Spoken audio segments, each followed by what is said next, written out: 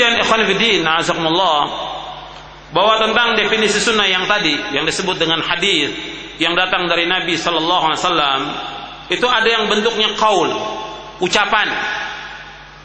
Dan ini banyak saya sebutkan di sini contoh saja di antara sekian banyak contoh.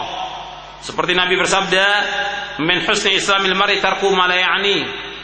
Kebaikan Islam seorang yaitu dia meninggalkan apa yang tidak bermanfaat bagi dia. Ini hadisnya hasan, riwayat Tirmidzi. Ini qaul, sabda. Seperti Nabi bersabda, "Man kana yu'minu billahi wal yawmil akhir falyaqul khairan aw liyasmut." Barang siapa yang beriman kepada Allah dan hari akhir, hendaklah ia berkata yang benar, berkata yang baik atau diam. Yang kedua berupa fi'il, perbuatan. Jadi perbuatan Nabi yang Nabi lakukan, apakah tentang wudu, tentang sholat, haji dan yang lainnya.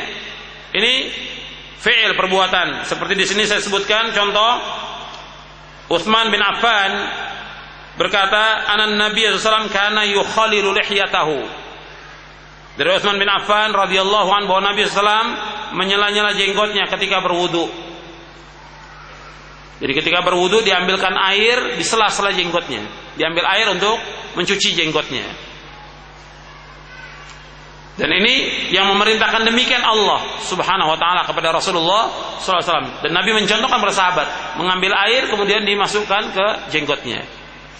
Jadi wudu yang sempurna itu, Nabi memerintahkan kita untuk asbikil wudu, sempurnakan wudu.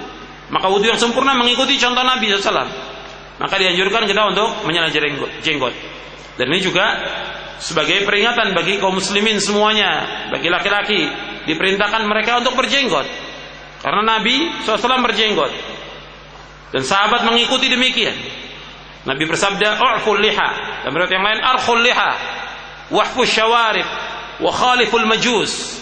Adalah kamu biarkan jenggot kamu, kamu pelihara jenggot kamu rapikan kumis kamu, dan adalah kamu menyalahi orang-orang majusi. Dan riwayat-riwayat ini semuanya sahih tentang masalah ini. Yang dimaksud dengan i'fa'ul lihya, kemudian irkha dan yang lainnya, menurut Imam An-Nawawi di dalam kitabnya Riyadhus Shalihin, maksudnya tarkuha ala haliha, membiarkan dia sebagaimana adanya, tidak dicukur, tidak boleh dicukur. Bahwa mencukur jenggot dalam Islam hukumnya haram. Sepakat seluruh ulama tentang haramnya mencukur jenggot. Bahkan ada satu buku judulnya Adillah ala Tahrimi Halqil Lihya, dalil-dalil tentang haramnya mencukur jenggot. Selanjutnya, yang ketiga tentang sunnah takrir. Artinya yang Nabi membenarkan sahabat berbuat demikian. Seperti Bilal bin Rabah yang Nabi mendengar terompahnya di sorga. Nabi bertanya, "Apa yang kau lakukan?" Yaitu Bilal setiap berwudu melakukan sholat tuhur, sholat sesudah wudu. Maka Nabi menyebutkan bahwa aku mendengar terompah kamu di sorga. Dibenarkan. Atau ketika Abdullah bin Zaid bin Abdurrabbi, dia bermimpi azan diajarkan oleh malaikat. Kemudian Nabi mentakrir, membenarkan tentang azan dan lafaz-lafaznya seperti yang disebutkan dalam hadis itu. Seperti yang kita lakukan sekarang ini azan. Dan yang lainnya.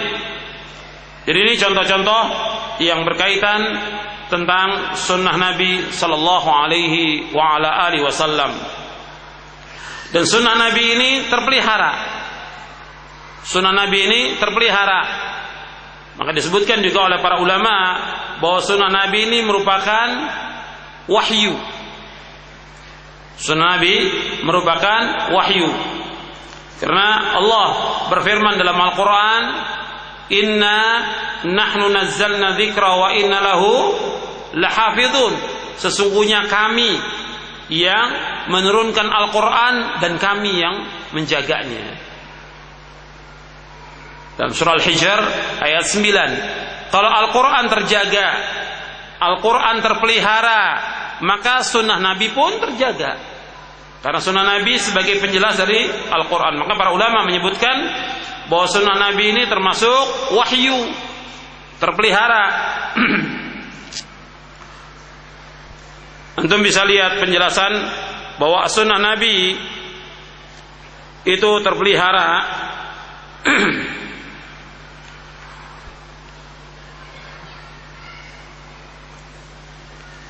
di awal-awal. Antum lihat di halaman 9 dalam muqaddimah.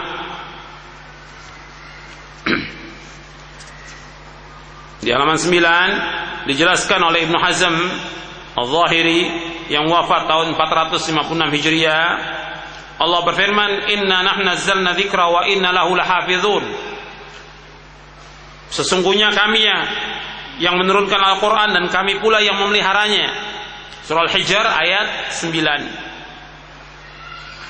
Kandungan ayat ini menurut orang yang beriman kepada Allah dan hari akhir ialah bahwa Allah menjamin terpeliharanya Al-Quran dan tidak akan hilang selamanya. Hal ini tidak dilakukan sedikitpun oleh seorang Muslim. Begitu pula sabda Nabi SAW, semuanya adalah wahyu berdasarkan firman Allah, "Wa ma yantiqu 'anil hawa in huwa illa wahyu yuha." Dan tidaklah yang diucapkan oleh beliau menurut keinginan hawa nafsunya, tidak lain apa yang beliau ucapkanlah wahyu yang diwahyukan kepadanya. Jadi Ibnu Hazm menyebutkan dengan dasar ayat ini wahyu. Kemudian disebutkan lagi, dibawakan hadis Abdullah bin Amr radhiyallahu anhuma. Abdullah bin Amr berkata, "Aku pernah menulis segala sesuatu yang aku dengar dari Rasulullah sallallahu alaihi wasallam karena aku ingin menghafalnya, memeliharanya. Kemudian orang-orang Quraisy melarangku sambil berkata, 'Apakah engkau tulis semua yang kau dengar dari Rasulullah sallallahu alaihi wasallam?' Sedangkan Rasulullah adalah manusia yang bersabda di saat senang dan di saat marah." Lalu aku berhenti menulis, maksudnya menulis hadis. Kemudian menceritakan hal itu kepada Rasulullah SAW, maka beliau pun berisyarat ke mulut beliau seraya bersabda, "Uktub, fawalladhi nafsi biyadi ma yakhruju minhu illa haq." Kata Nabi, "Uktub, fawalladhi nafsi biyadihi ma yakhruju minhu illa haq." Tulis, demi yang diriku di tangan Allah tidaklah keluar dari mulutku kecuali kebenaran. Ma yakhruju minhu illa haq, tidak keluar dari mulutku melainkan kebenaran. Hadis ini sahih, riwayat Imam Ahmad, Abu Daud, Ad-Darimi dan Hakim. Yang menunjukkan bahwa yang keluar dari Nabi semuanya benar, sabda Nabi. Dan ini bagian daripada wahyu. Dan hadis ini juga menunjukkan bahwa apa? Bahwa diperintahkan untuk menulis hadis. Sebagaimana Nabi bersabda, "Qayyidul ilma bil kitab." Ikat ilmu itu dengan tulisan. Yang diriwayatkan oleh Imam Ibnu Abdul Bar dalam kitabnya Jami' Bayan al-Ilm wa Fadli dari sahabat Anas bin Malik. Qayyidul ilma bil kitab. Kemudian wahyu ini termasuk daripada az-zikir berdasarkan kesepakatan seluruh umat Islam. Sedang az-zikir terpelihara berdasarkan Al-Quran, nas Al-Quran, maka sabda Nabi SAW terpelihara dan pasti dijaga oleh Allah Subhanahu wa ta'ala. Allah berfirman dalam surah An-Nahl ayat 44, "Bil bayyinati waz zubur wa anzalna ilaika dzikra litubayyana lin-nasi ma nuzila ilaihim wa la'allahum yatafakkarun." Artinya mereka kami utus dengan membawa keterangan-keterangan, mukjizat dan kitab-kitab, dan kami turunkan az-zikr Al-Quran kepadamu agar engkau menerangkan kepada manusia apa yang telah diturunkan kepada mereka agar mereka memikirkan. Ibnu Hazm rahimahullah berkata, maka dengan demikian benarlah bahwa seluruh sabda Rasulullah yang menyangkut urusan agama merupakan wahyu dari Allah SWT. Para pakar bahasa Arab dan ahli fikih tidak berselisih bahwa setiap wahyu yang diturunkan oleh Allah merupakan az-zikra, peringatan. Oleh karena itu, setiap wahyu adalah sesuatu yang pasti dipelihara oleh Allah Ta'ala dengan yakin.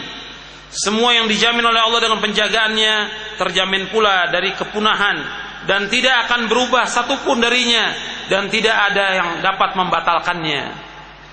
Karena jika wahyu tidak terjaga, niscaya firman Allah Ta'ala dan janjinya adalah sesuatu yang dusta dan jaminannya sia-sia.